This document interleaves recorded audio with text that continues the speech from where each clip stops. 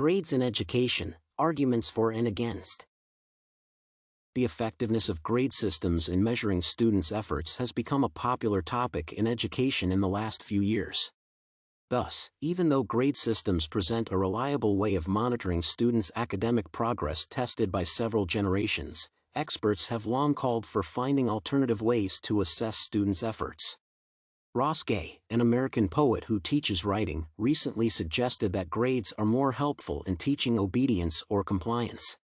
This essay will explore the arguments for and against using grades in schools to define how grade systems can be changed or improved to overcome their adverse effects on students.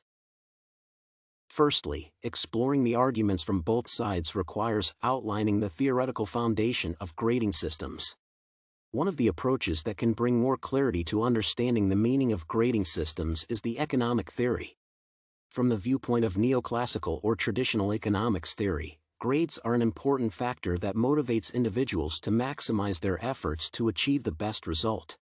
Thus, associating the amount of effort with specific indicators should encourage the students to improve their results in most cases by traditional economic theory. On the other hand, behavioral economics prioritizes the role of irrational behavior in decision-making, suggesting that people do not always act rationally. Behavioral economics explains how in some cases, evaluation of academic progress can result in decreased motivation or unhealthy competition between students. Next, a powerful argument favoring grading systems is their effect on students' responsibility and self-discipline. Educational outcomes effectively convey to students that getting a high grade is possible through consistency and self-discipline. Therefore, students with high grades often have self-discipline and a strong sense of responsibility. The widespread character of grading systems increases the opportunity to develop more responsible and self-disciplined students with high academic achievements. The connection between high grades and discipline in students was explored by Hagger and Hamilton in their research on perseverance traits' influence on educational outcomes.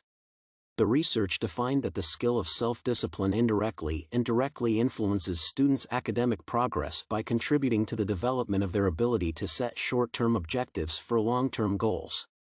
Moreover, self-discipline allows students to concentrate on in-class activities and ignore possible distractions.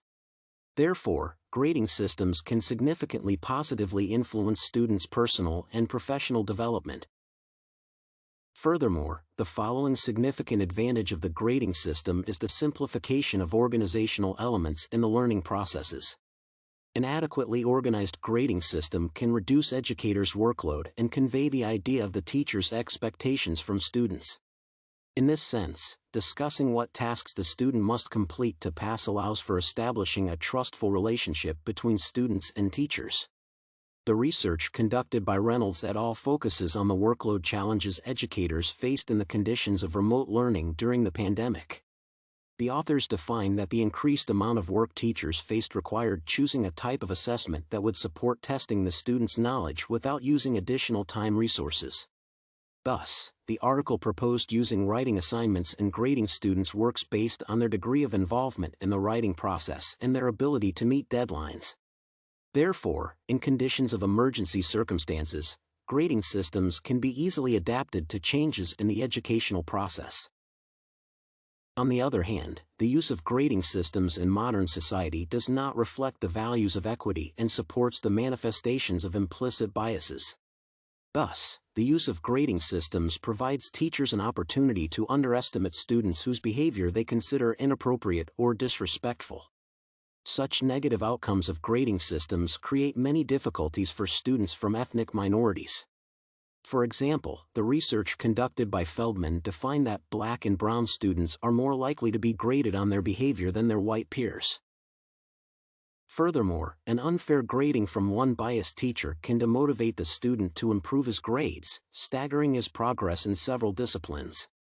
Moreover, the influence of implicit biases on grading systems can completely deprive students of career opportunities in the future, contributing to the development of institutional biases.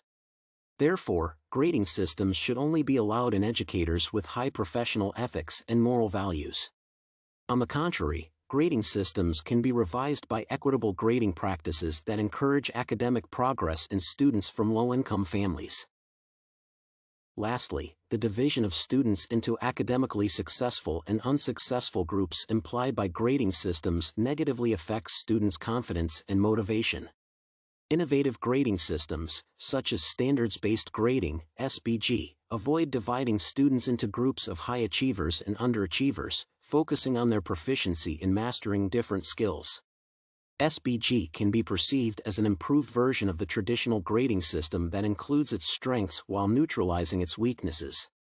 For example, similar to traditional grading systems, SBG can support students' self-discipline. However, SBG provides students with more time to familiarize themselves with the learning materials and important concepts before assessing their progress, which reduces the pressure on students.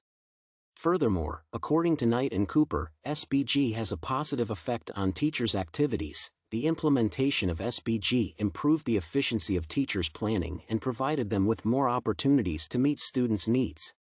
Therefore, while grading systems have difficulties meeting ethics and equity standards, with the introduction of appropriate changes, grading systems can be effectively used in the conditions of the modern education system.